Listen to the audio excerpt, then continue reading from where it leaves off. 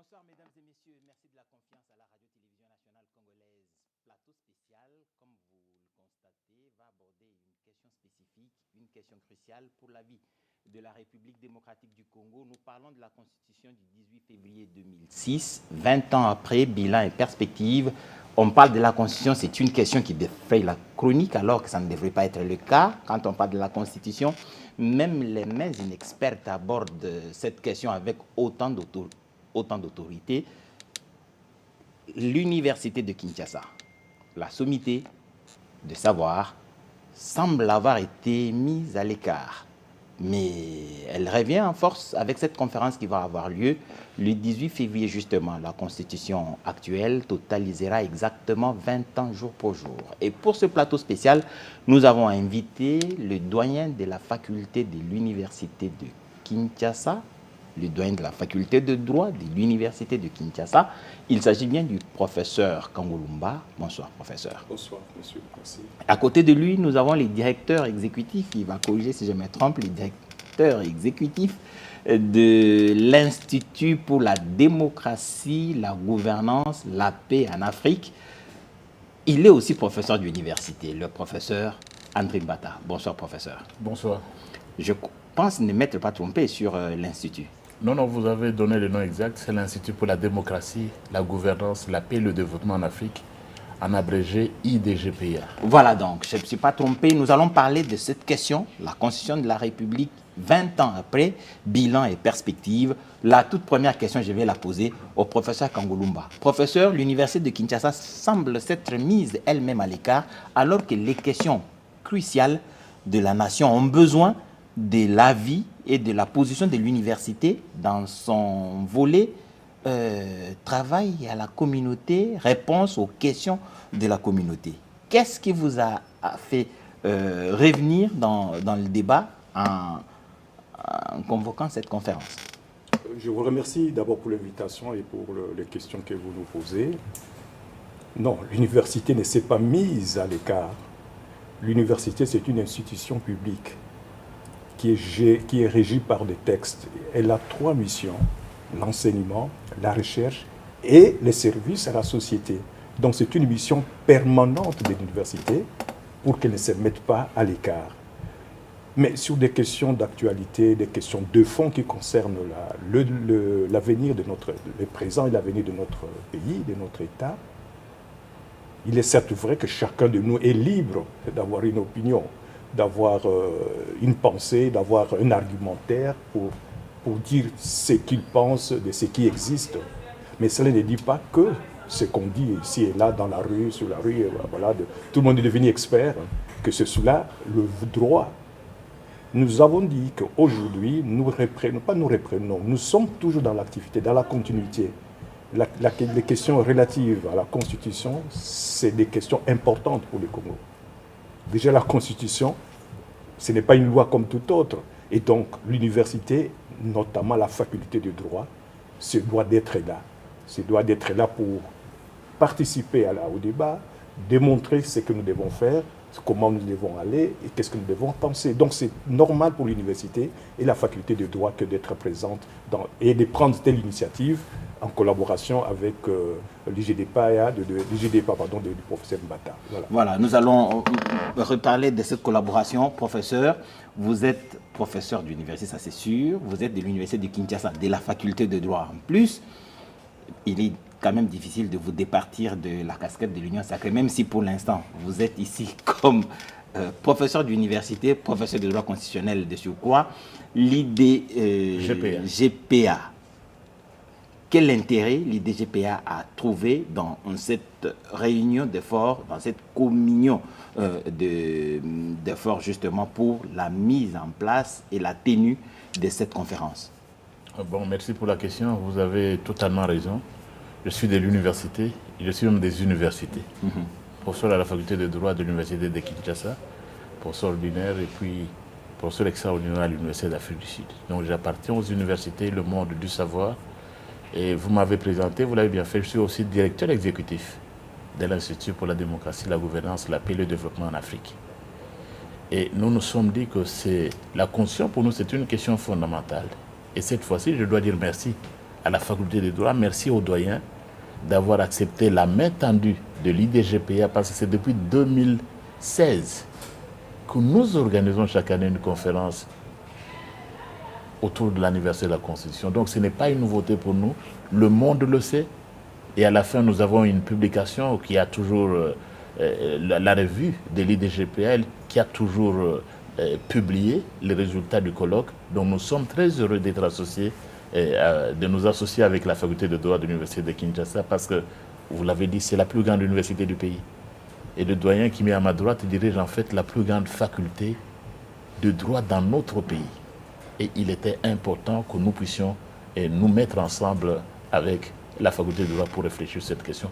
Le doyen a parlé tout à l'heure de l'université. Mais on l'appelle, c'est la colline inspirée. Vous savez, dans tous les pays au monde, les solutions, ce n'est pas pour rien que les pays ont créé des universités. Ce n'est pas pour rien qu'on envoie que des gens étudient, que les gens souffrent. C'est depuis le début. Et si vous vous rappelez bien, au lendemain de l'indépendance de notre pays, lorsqu'il y avait des conflits dans ce pays, il y a eu ce qu'on appelait le conclave de Lovanium. Et c'était tout à fait symbolique. Les conclaves ne se tenaient pas dans un marché, ils ne se tenaient pas dans la rue. Ils avaient choisi Lovanium parce qu'ils savaient que de Lovanium pouvait sortir la lumière. Voilà, donc nous sommes heureux d'être là ensemble avec la faculté de droit pour conjointement donc organiser ce colloque le 18 février prochain.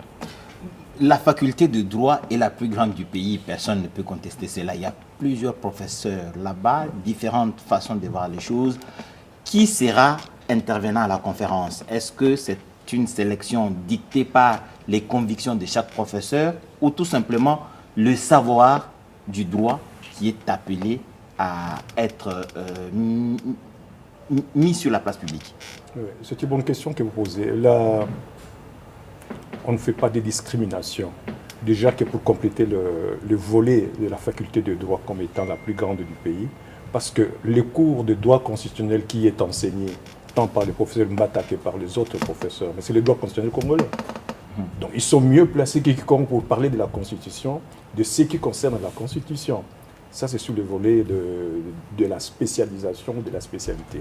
Mais par rapport à qui va venir, non, le prof Mbata a dit tantôt que nous sommes ouverts. C'est une rencontre des scientifiques.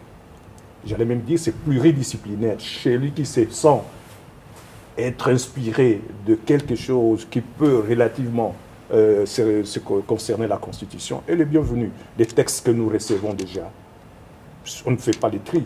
C'est lui qui pense qu'il a un point de vue à donner, il est le bienvenu. Nous allons organiser ça, c'est ouvert à tout le monde. C'est ouvert à tout le monde.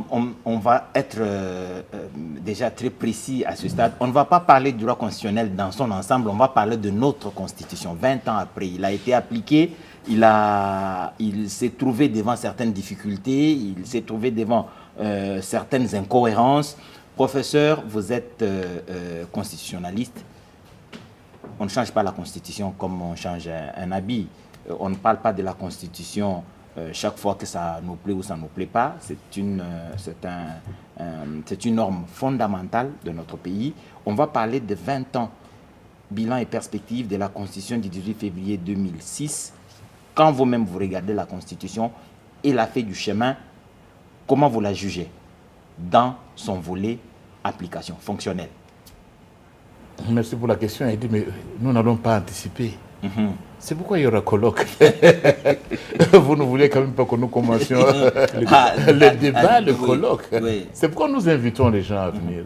Et le doyen l'a dit, tout le monde est invité. Tous, que vous soyez de la majorité, de l'opposition, de gauche, de droite, des ONG des droits de l'homme, du centre, que vous appartenez aux confessions religieuses, tout le monde est invité. Et nous avons... Il s'agit en fait de ce qui va venir, c'est au moment où on parle le temps du dialogue politique qui intéresse tout le monde. Nous avons affaire aussi à un dialogue scientifique sur la question. On va le faire froidement.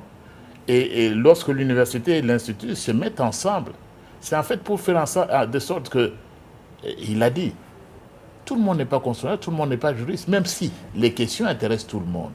Chaque question a ses spécialistes. Et la nation heureuse sont les nations qui ont leurs spécialistes. et qui les écoutent. Chaque pays au monde a ses spécialistes. Ça descend donc de la Constitution. Nous voulons... Ce débat doit quitter les réseaux sociaux. Ce n'est pas un débat de TikTok. Ce n'est pas un débat de saut de mouton. Vous mettez sur le saut de mouton, vous commencez à débattre. Ce débat, ce n'est pas un débat des communicateurs. Et il y en a beaucoup dans ce pays. Des analystes politiques et partout. Non. Dans tous les cas, tout celui qui pense qu'il a un moyen qu'il y vienne pour qu'on réfléchisse sur cette constitution 20 ans après. Bon, mais l'eau a coulé. L'eau a coulé, on doit réfléchir là-dessus. Et on ne peut pas interdire à un peuple, et surtout pas à ses intellectuels, de réfléchir sur la loi fondamentale. Il n'y a pas de temps. Ce n'est pas parce qu'on est c'est le temps, nous sommes agressés, vous allez parler de la Constitution, ce sont des choses qu'on entend souvent. Non. Mais c'est justement au moment des crises que les intellectuels, qu'on s'est défini l'intellectuel. L'intellectuel se révèle au moment des crises pour apporter la lumière, pour donner une direction à son peuple. Et c'est pourquoi nous avons été formés. Mais les débats, donc, tout le monde est invité. Et nous voudrons à ce stade, nous sommes venus alerter tout le monde pour qu'on ne dise pas non, le débat s'est tenu, il n'y avait pas d'électricité, non. Nous n'étions pas informés, nous avons utilisé tous les médias. Nous sommes ici à la RTNC, il y a eu déjà quelque temps des bandes filantes pour annoncer le colloque. Nous avons utilisé d'autres médias, les réseaux sociaux, même Top Congo et d'autres médias, pour que personne ne se sente exclu, que personne ne dise qu'il n'avait pas entendu. Oui. Donc, quant au contenu des débats eux-mêmes, parce qu'il y aura plusieurs papiers. Et mon papier, le contenu de mon papier, je préfère le garder. Le jour du colloque. On viendra de toute façon. Et puis, je crois que la RTNC offrira aussi la possibilité à chacun de ceux qui seront là, la possibilité de développer sa pensée sur plateau spécial le moment venu. S'il vous plaît, c'est même un devoir. C'est le média public. Vous fonctionnez sur base de la loi fondamentale. Sans ces droits et libertés, sans la presse, il n'y aurait pas de RTNC libre. Donc vous ne pouvez pas, vous non plus, de la presse, vous dissocier de ces débats sur la constitution de notre pays. C'est ça le point que je voulais faire avant que vous ne passiez la parole au doyen de la faculté de droit. Monsieur le doyen, oui. Une autre préoccupation sur la tenue, les déroulés de la conférence, on va y arriver. Vous recevez plusieurs communications qui viennent certainement des personnalités qui veulent intervenir à cette conférence. Comment vous allez faire le tri? Et puis je crois qu'il y a quand même un timing. Vous n'allez pas prendre toutes les communications, vous allez en choisir quelques-unes, en déplaise à ceux qui vont penser. Il doit y avoir quand même un critérium pour pouvoir retenir un nombre acceptable selon les temps impartis. Oui, mais vous avez raison. D'ailleurs, tout à l'heure, le professeur Mbata a relevé cela. Il est directeur de l'Institut, oui. Et il dirige une revue sur tout ce qui s'écrit, qui se passe là-bas. Donc, nous sommes, moi-même, je suis rédacteur en chef de la revue de droit africain qui paraît à Bruxelles. Nous savons comment organiser les comités de lecture, les comités scientifiques, les comités de rédaction. On saura faire tout cela, on sait ce qu'on va faire, quels sont les exposés qui peuvent être présentés en premier, en dernier, au milieu, ça on le fera. Donc, et les temps sera limité bien sûr, parce qu'il y en a beaucoup, Si chacun a 1 heure, on en a pour des jours peut-être, non. Ça va être limité dans les temps, on donne l'essentiel, mais je crois qu'il y aura beaucoup plus de temps, comme d'habitude, au débat, pour savoir, on échange pour savoir qu'est-ce qu'on doit retenir de ce que tel a dit, de ce que tel autre a exposé. Mais c'est une conférence très scientifique, vous invitez les gens à venir. À la fin de la conférence, on va rentrer dans son déroulé, mais à la fin de la conférence, est-ce qu'il est prévu un document, un résumé à publier, quelque chose du genre? Généralement, quand on organise ce genre de rencontres, parfois les résumés sont faits en fin de panel. Que voilà, tel groupe qui a exposé, voici ce qu'on peut retenir de leurs exposés. Mais à la fin, on peut prendre un résumé général de tout ce qui a été retenu, de tout ce qui a été exposé et qu'on peut retenir comme idée d'ensemble ou comme réponse. Et cela, après, on va retravailler, tout sera publié, rien ne sera négligé. Mais ça sera fait comme des professionnels de droit, ne vous en faites pas. De droit, d'enseignement et d'écriture, nous rédigeons. Donc on sait le faire. Un détail important.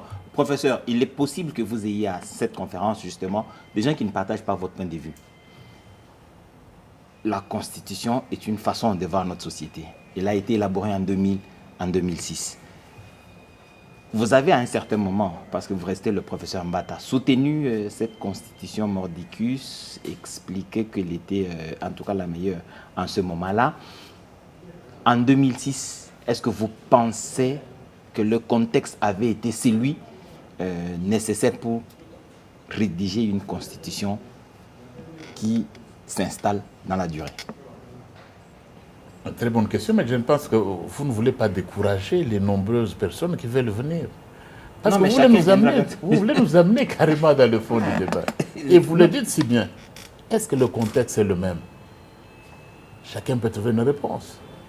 Et vous avez vous-même une réponse. Et le peuple lui-même a une réponse. Ce qui est important à dire à ce niveau, c'est que vous avez bien fait de le rappeler. À l'époque, à ce jour, j'avais toujours dit qu'elle est la meilleure. Meilleure que la loi fondamentale, meilleure que la Constitution de Louis-Labour, meilleure que la Constitution de 67 qui a été revue plusieurs fois, révisée plusieurs fois. Mais je n'avais jamais dit qu'elle était intouchable. Parce qu'il n'y a pas de constitution qui dure dans l'éternité. Il n'y en a pas. Dans aucun pays au monde. Donc sa fonction, c'est fonction du contexte, fonction du temps. Et c'est ce que le peuple veut dans une démocratie. Donc le contexte peut avoir changé, mais comme je vous l'ai dit tout à l'heure, les débats seront houleux. Tout le monde aura son point de vue, mais les scientifiques ne divergent pas souvent. Ils viennent d'une même université, ils ne divergent pas souvent parce qu'ils ont des canaux d'interprétation, la Constitution. Ils ont des canaux de lecture et vous allez l'entendre vous-même lors du colloque. Oui, justement, professeur, les scientifiques ne divergent pas beaucoup parce que la science, elle est impersonnelle. Mais quand on prend la dimension instrumentale du droit constitutionnel, chacun prend une position à un moment précis selon qu'il est à gauche ou à droite. C'est dans ça que les divergences naissent.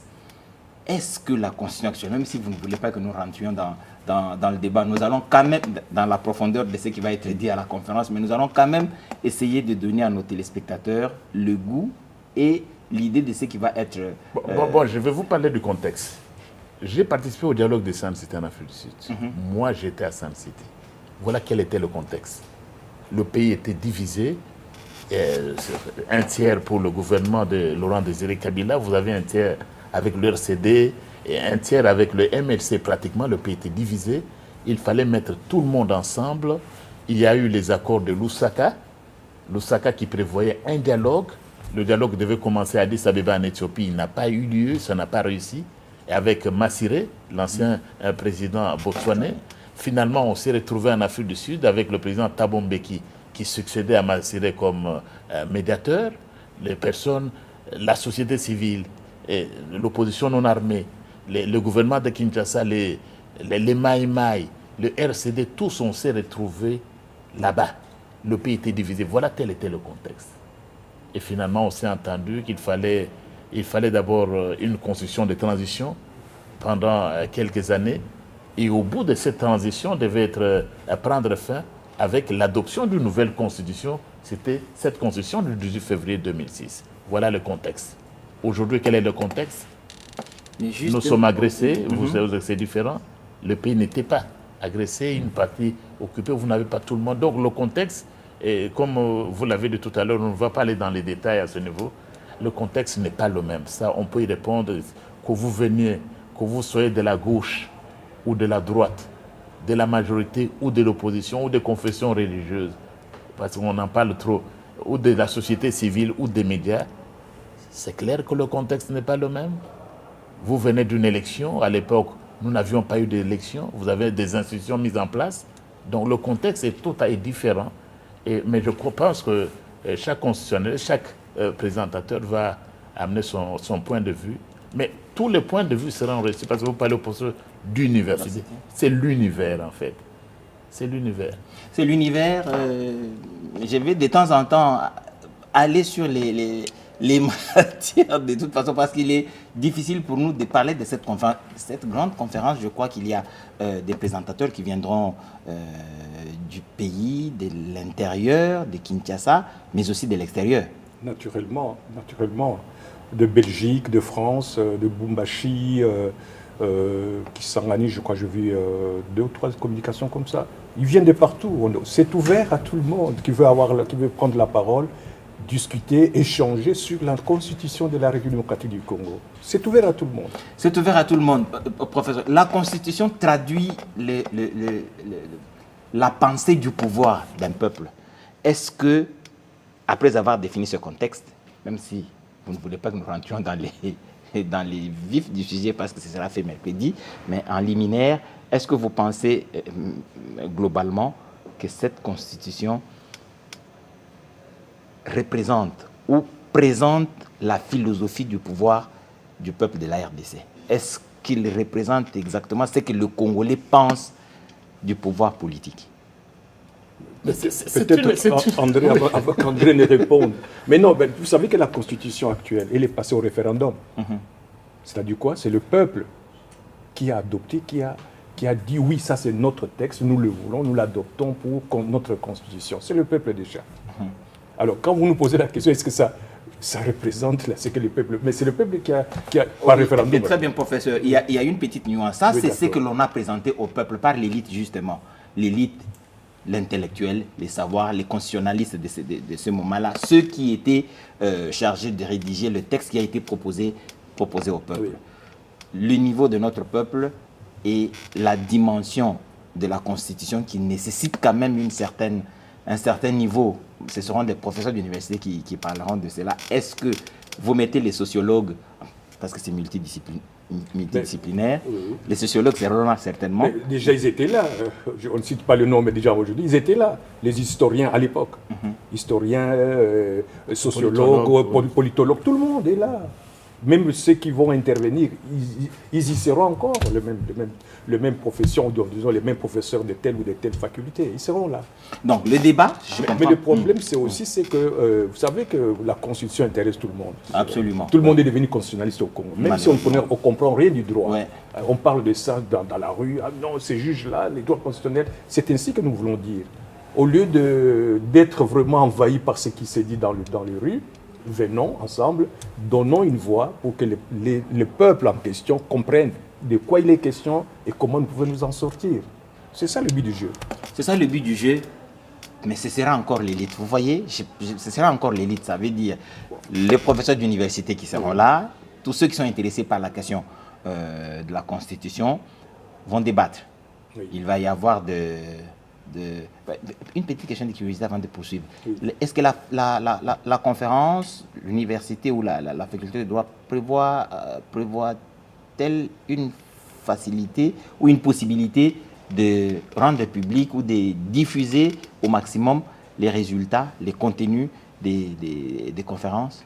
De toute façon, nous ne serons pas contrôlés qui a pris telle note, qui a enregistré telle image, telle vidéo. Ça, on ne peut pas contrôler. Mais les plus importants, quand nous aurons fini les exposés, on doit encore s'asseoir, les comités scientifiques, pour vérifier les corrections d'ordre matériel, grammatical, scientifique. On doit encore checker les exposés avant la publication. Alors, si vous publiez des exposés qui sont censés être provisoires, parce qu'il faudra encore le retravailler de manière définitive, et quand les textes définitifs sortiront, vous risquez de faire poser des problèmes aux gens. Mais il a dit ça, mais voilà ce qu'il a écrit. Là, ça ne marche pas. Donc, le mieux, c'est d'attendre la publication officielle des textes de cette conférence. Là, au moins, ça sera la position définitive des exposants. La position définitive des exposants. Professeur, les différents intervenants défendant une position ou une autre, oui. À la fin, est-ce que le comité scientifique fait une synthèse ou publie les avis des uns et des autres tels que présentés lors de la conférence? Dans ce contexte-là, professeur, vous avez organisé depuis plusieurs années déjà ce type de conférence. Qu'est-ce que vous publiez? Est-ce que les débats sont pris en compte? Parce qu'au cours des débats, il y a toujours des évolutions dans les communications, dans les réponses qui se donnent. À la fin, qu'est-ce qui est fait? Une synthèse est produite. Est-ce qu'on prend les publications, les communications telles quelles, on les publie sans les modifications possibles dans le débat? Qu'est-ce que vous faites Merci. Je crois que la première question, vous faisiez référence à la diffusion. Oui, à la diffusion, justement. C'est là que les médias sont appelés à jouer leur rôle. C'est là que la RTNC votre chaîne, qui est au service du peuple, établit son rôle pour couvrir et même aider à vulgariser ce qui doit être dit. C'est le travail aussi de la presse. On doit finir avec ces interventions des communicateurs, des consonalistes autoproclamés, des consonalistes de TikTok. Ils sont nombreux. Les consonalistes des sauts des moutons, comme je l'ai dit, ils sont nombreux. On doit en finir avec ça. Après, il y aura des publications et que nous allons faire. Parce que le message va s'adresser à tout le monde. Ces publications seront destinées au président de la République. Il recevra une copie des publications du colloque. Parce que c'est lui, le chef de l'État. C'est lui qui incarne la nation. Ces publications seront destinées au président des chambres. Parce que la Constitution, c'est l'œuvre du peuple. Nous, peuple congolais, imaginez, rappelez-vous les préambules. Et il va se faire justement au palais du peuple. Pourquoi il va se faire au palais du peuple? Parce que la Constitution est l'affaire du peuple. Parce que le premier ministre, c'est nous, peuple. Et qui siège au Parlement, au palais du peuple? Les parlementaires, vous avez les députés nationaux et les sénateurs. Ils sont d'ailleurs parmi les premiers invités à venir. Ils discutent des lois, ils débattent des lois, mais ici, c'est la loi fondamentale. Nous voulons ce jour-là voir tous les collègues députés nationaux, tous les sénateurs, tous les professeurs et nos étudiants et tout le monde de l'opposition ou de la majorité. Donc voilà un peu comment le peuple va se rendre compte de ce qu'on aura fait. On ne va pas s'enfermer comme dans une tour d'ivoire, parce que ce travail, on ne fait pas, ce n'est pas seulement pour les intellectuels. Il est destiné au peuple pour lequel nous travaillons. Il est destiné à ce peuple qui a élu certains et qui a fait de nous des professeurs d'université qui nous a envoyés à l'école. Et nous autres, on ne le dit pas souvent, nous avions bénéficié des bourses.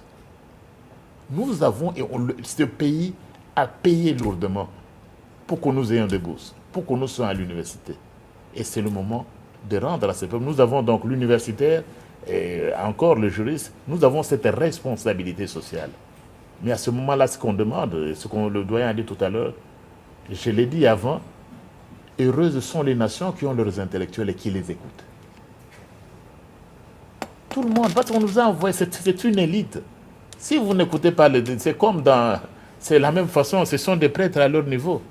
Oui, ils ont leur vision, leur mission prophétique. C'est-à-dire d'éclairer le peuple sur les choses, sur la loi fondamentale. Mais les politiques, professeur, les politiques ont parfois une perception galvaudée à cause de leur appartenance politique à un certain moment. Vous êtes à la faculté de droit, la seule faculté au masculin, comme ils le disent. Bon, voilà. Oui, vous y êtes. Il y a plusieurs tendances. Je voudrais dire des gens qui sont dans l'opposition ou dans la majorité, tout ça, mais qui sont tous enseignants de droit.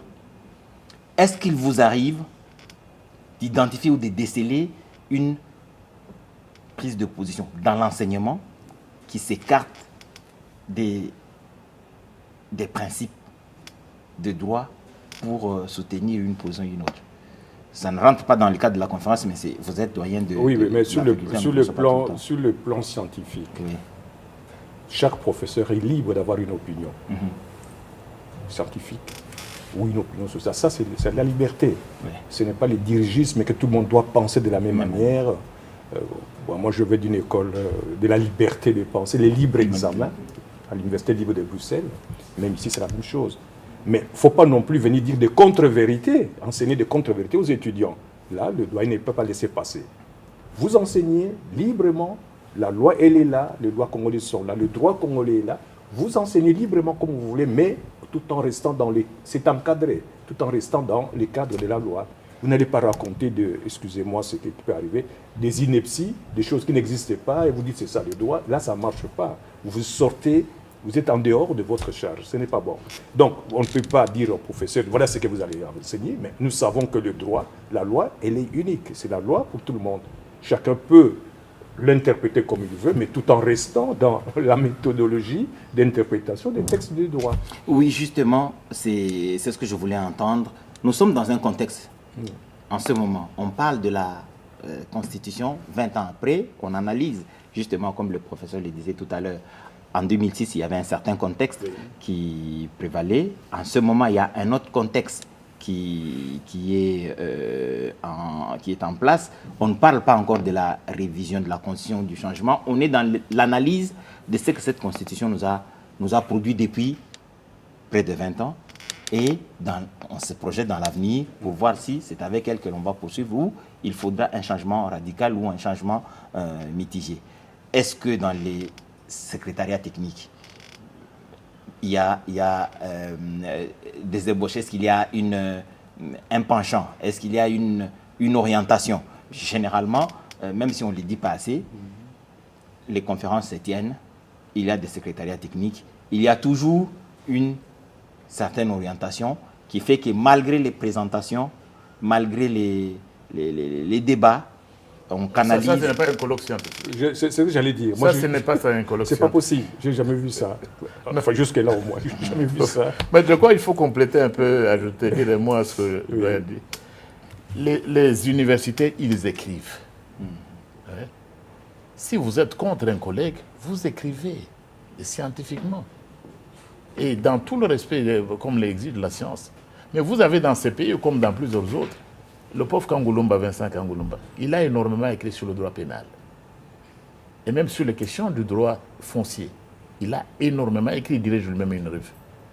Mais vous allez voir dans les médias quelqu'un qui surgit, je voudrais recadrer le pauvre Kangouloumba. Mais c'est le monde à l'envers. Tu as quelle compétence pour le recadrer? Parce que le droit foncier, par exemple, ce qu'il enseigne, ce n'est pas mon domaine, c'est ma spécialité. Tout le monde n'est pas médecin, tout le monde n'est pas archevêque, tout le monde n'est pas cardinal. Ou tout le monde n'est pas, je ne sais pas qui, chef spirituel. Donc il faut du respect pour ce qu'il est que vous voulez le contrer. Allez écrire, mais ce n'est pas avec un petit morceau, une phrase dans le WhatsApp que vous faites circuler, ça fait le buzz, comme on le dit, non. Donc c'est ça dans les milieux universitaires. Et pour revenir sur la Constitution, et je crois que ce n'est pas divulgué ce qu'on va présenter ce jour-là, la Constitution c'est un tout, on le disait. La Constitution ce n'est pas un article. Et très souvent, maintenant les discussions qu'on entend sur les réseaux sociaux, dans le milieu du TikTok, c'est révision ou changement. Révision ou changement. Mais non. La Constitution c'est 229 articles. Voilà. C'est plusieurs articles ici. Je crois qu'il demande même une nouvelle couverture. Pour dire qu'on devrait... Oui, mais pas un nouveau contenu. réfléchir. Mais même le contenu peut changer sur certains points. Il n'y a pas de constitution éternelle. Oui, et je l'ai souvent dit même à votre émission ici.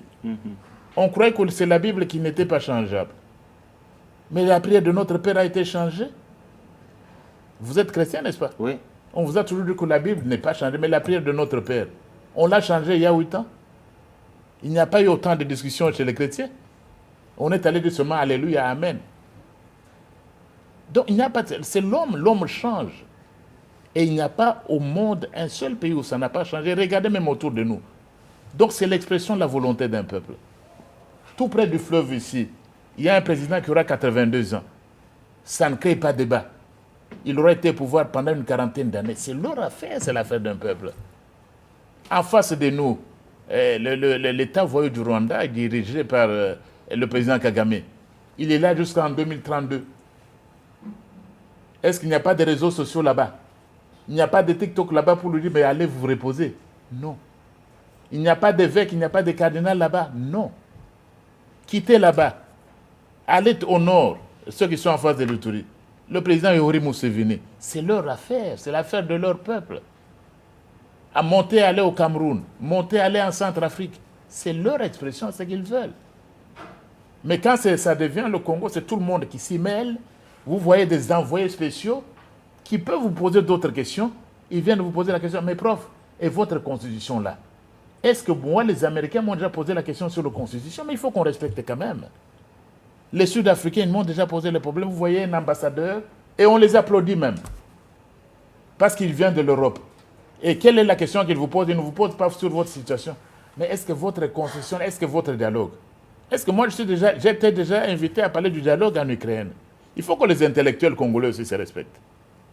Donc, je voulais tout simplement dire que la Constitution, c'est un tout. Les tout premiers chapitres ne concernent même pas l'article 220. Ce sont les libertés, les droits. Le chapitre qui parle des institutions de la République, c'est le titre 3e. Il n'est même pas parmi le premier dans l'ordre de préséance. Il n'est pas le premier. Et j'ai souvent dit, parce qu'on évoque cet article 220, mais il n'y a pas, ce n'est pas la seule disposition intangible. Il y a plusieurs dispositions intangibles. 220, c'est une disposition intangible express, que tout le monde connaît. Mais il y a des dispositions intangibles non expresses. Ce n'est pas implicite. Prenez l'article 1er. La République démocratique du Congo est un État de droit démocratique. Et laïque. Et laïque. Est-ce que vous allez changer ça? Est-ce que ça, c'est moins fort que l'article 220? Nous pouvons changer aujourd'hui. Non, non, on enlève. Ça c'est d'être un État de droit. Un État de droit démocratique et laïque. Ou social. Supprimons ça ou réviser. Non. C'est la première disposition intangible. Mais vous voyez, les gens se limiter seulement à un seul article. C'est comme un peu dans la Bible, non? Tu prends un seul verset, tu deviens évangéliste, tu deviens pasteur. C'est ce que j'ai dit justement, parce que le professeur a dit tout à l'heure que nous sommes allés au référendum, le peuple a adopté cette constitution. C'est aussi ça la subtilité des politiques. Vous allez dans un colloque scientifique, oui. La science n'a pas de couleur, n'a pas de couleur politique, n'a pas d'appartenance politique, mais vous avez des scientifiques comme le professeur Mbata qui est secrétaire permanent. Comme le doyen lui-même. Oui, l'union de l'union sacrée. Donc il a un engagement politique connu et revendiqué même. Alors quand il va prendre ses positions scientifiques, soyez-en rassurés. Oui, je vous comprends un peu à demi-mot. Oui. Mais ce n'est pas parce qu'il est politique oui. qu'il ne peut pas avoir de position scientifique. C'est aussi vrai que ça. C'est cela. Donc, il est politique, d'accord. Il est aussi professeur. Quand il enseigne comme professeur. On ne peut pas lui interdire d'avoir des positions scientifiques. Il peut aussi, éventuellement, ce n'est pas interdit, prouver par des positions scientifiques ce qu'il pense en politique. Eh bien, oui. Donc, ce n'est pas tellement incompatible. Ce n'est pas incompatible. Mais ce qui est vrai, quand il est scientifique, il est soumis à la déontologie des scientifiques. Ne pas dire des choses qui sortent du chemin, qui ne peut pas faire ceci, ou ne peut pas faire cela. Donc ça reste en tant que scientifique, voilà. Ça n'exclut pas. S'il vous plaît, juste un petit exemple. Le président ou le premier ministre en Centrafrique? Le président. Il est professeur. Il est professeur. Oui. Il quitte, là, il va donner cours.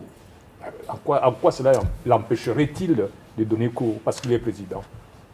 Donc ça peut arriver, s'il vous plaît. Bon, il faut aussi ajouter, il y aura effectivement des débats. Qu'on quitte la rue. Venez avec des débats contraires. N'utilisez pas le monologue. Parce que quelqu'un peut réduire tout un colloque là-bas, il vient sur le plateau de la télévision, il commence à parler. Non. L'invitation est lancée à tout le monde. Si vous voulez parler en termes de camps. Mais chacun a des constitutionnalistes. La majorité des constitutionnalistes, ils viennent. L'opposition, parce que nous voulons qu'il n'y ait pas d'excuses devant le peuple. L'opposition a des constitutionnalistes aussi, qu'ils viennent. Et vous risquez de voir qu'on va tomber d'accord.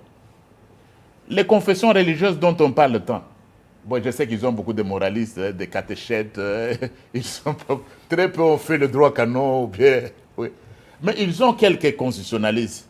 Qu'ils viennent, on va débattre, venez dire ça. Au lieu de vous replier après, dans une émission sur la RTNC, dans une émission sur Bossolo ou Top Congo, d'après moi, la Constitution, envoyez vos constitutionnalistes. Ou envoyez vos politologues. Parce que le doyen dit que c'est dans une perspective pluridisciplinaire. Vous avez des politologues, qu'ils viennent. Le palais du peuple sera ouvert à tout le monde. Venez dire, au lieu d'aller vous cacher dans les TikTok, dans les Facebook et les réseaux sociaux, parce que là, c'est difficile. Il n'y a pas de contradiction.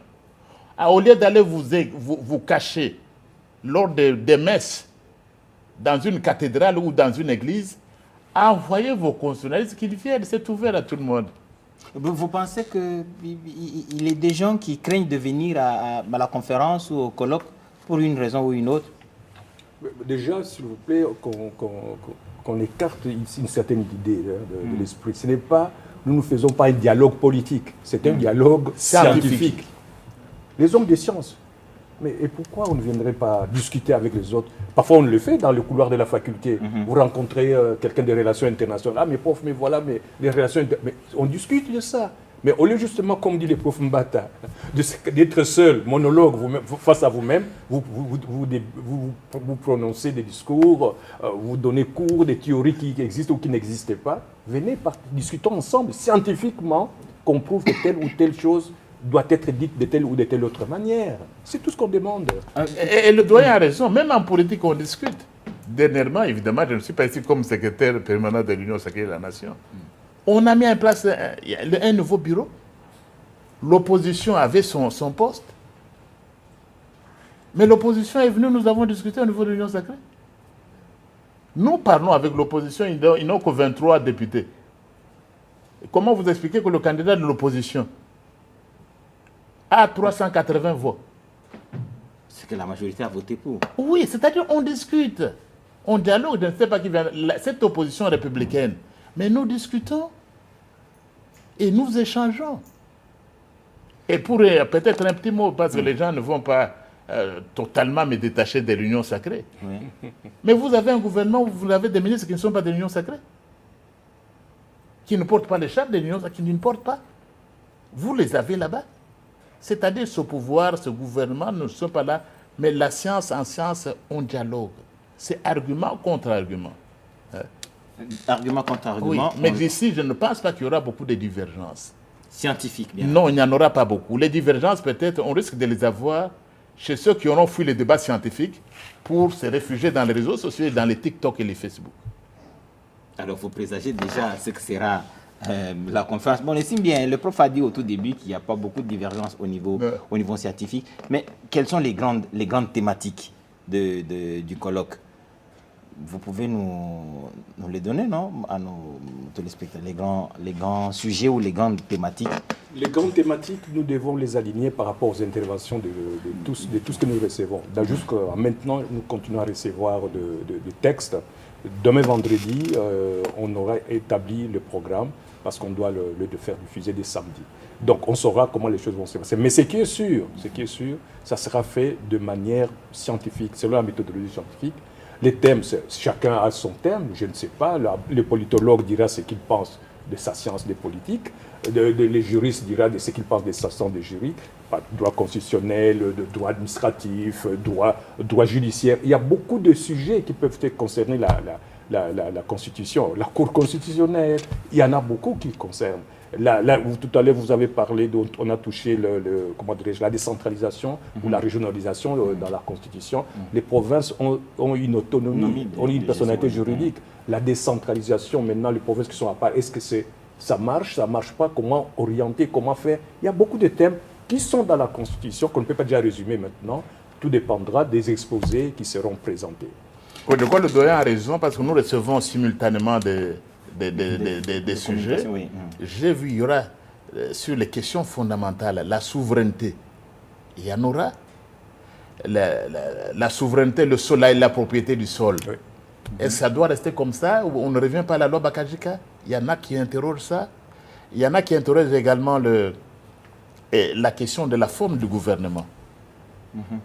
Est-ce qu'on ne doit pas adopter un régime présidentiel, pas un parlementaire? Et le doyen l'a évoqué également, la forme de l'État aussi, avec l'instabilité dans les provinces. Dans les provinces, on fait quoi? On fait comment? Il y en a d'autres qui interrogent même la survie de certaines institutions. Le Sénat, la CENI, les institutions d'appui à la démocratie. Il y a beaucoup de questions. Donc il y a beaucoup de questions qui sont abordées là-bas. Et il a évoqué également le pouvoir judiciaire. Avec ces trois têtes chapeautées par la Cour constitutionnelle. Vous avez la Cour de cassation et le Conseil d'État, les trois là-bas. Et ça doit aller comme ça. Est-ce qu'il n'y a pas moyen de mieux faire? Il faut dire aussi que nous sommes ici dans le domaine constitutionnel comme dans d'autres. Dans une sorte de migration constitutionnelle. Je n'emprunte pas le mot de Doran II.